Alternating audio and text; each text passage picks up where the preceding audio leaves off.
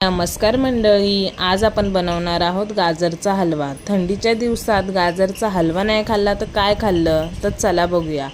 अर्धा किलो गाजर मस्तपैकी स्वच्छ धुवून असे किसून घेतले आहेत।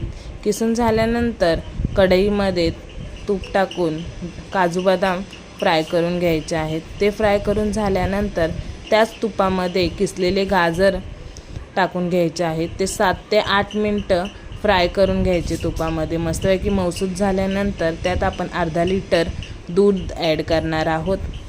दुधात आपण गाजर शिजवून घेणार आहोत। मस्तपैकी असे दूध आटल्यानंतर त्यात आपण साखर आणि वेलची पूड ॲड करणार आहोत। वरतून असे फ्राय केलेले ड्रायफ्रूट टाकणार आहोत। त्यात तुम्ही मनुके पण टाकू शकतात, पण मला मनुके आवडत नाहीत म्हणून मी टाकले नाहीत। मस्तपैकी आपला गाजरचा हलवा खायला तयार आहे। रेसिपी आवडल्यास लाईक करा, कमेंट करा, चॅनलला सबस्क्राईब करा।